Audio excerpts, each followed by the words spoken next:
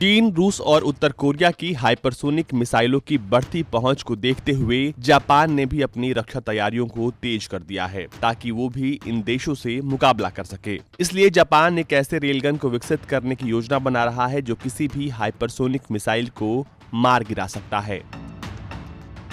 Nikkei Asia की report के अनुसार जापानी रक्षा मंत्रालय ने बताया है कि वो रेलगन तकनीक को विकसित करने पर काम कर रहा है। ये रेलगन चुंबकीय क्षेत्र में इलेक्ट्रिक करंट को प्रवाहित कर प्रोजेक्टाइल गोले को फायर करने में सक्षम है। इस तकनीक पर विकसित रेलगन बाकी के हथियारों की तुलना में कम समय में ज्यादा तेजी से गोले को फायर कर सकता है। इसकी स्पीड भी किसी पारंपरिक हथियार से फायर की गई गोले की तुलना में काफी ज्यादा होगी।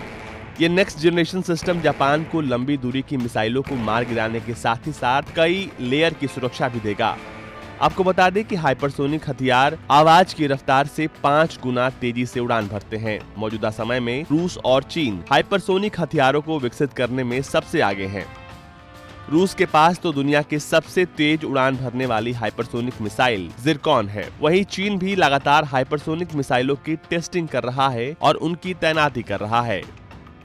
जापानी हाइपरसोनिक मिसाइलों को अगली पीढ़ी के सैन्य हथियारों के रूप में देखते हैं। उनका मानना है कि जापान को विशेष रूप से चीन के संबंध में अपनी रक्षात्मक क्षमता को तत्काल मजबूत करना चाहिए। यही कारण है कि जापानी रक्षा मंत्रालय मिसाइलों को रोकने के लिए नहीं बल्कि किसी भी गोले को मार गिराने के लिए रेलगन सिस्टम को विकसित कर रहा है।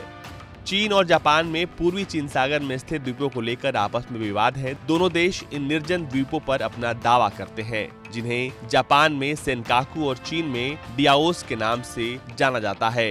इन द्वीपों का प्रशासन 1972 में जापान के हाथों में था। वहीं चीन का दावा है कि ये द्वीप उसके अधिकार क्षेत्र में आते हैं और जापान को अपना दावा छोड़ देना चाहिए।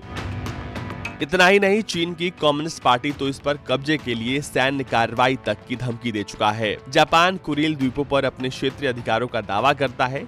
जापान इन द्वीपों को उत्तरी क्षेत्र कहता है। सोवियत संघ ने उन्हें द्वितीय विश्व युद्ध के अंतिम दिनों में अपने कब्जे में ले लिया था और तब से इनको लेकर विवाद बरकरार है। समझौते पर बातचीत करने के लिए दशकों से चल रहे राजनयिक प्रयासों का अब तक कोई स्पष्ट परिणाम नहीं निकल सका है। जापान के पूर्व प्रधानमंत्री शिंजो आबे ने रूस के साथ इस विवाद को खत्म करने के लिए काफी प्रयास किए थे, लेकिन इसका नतीजा कुछ भी नहीं निकला। ब्यूरो रिपोर्ट, भारत तक।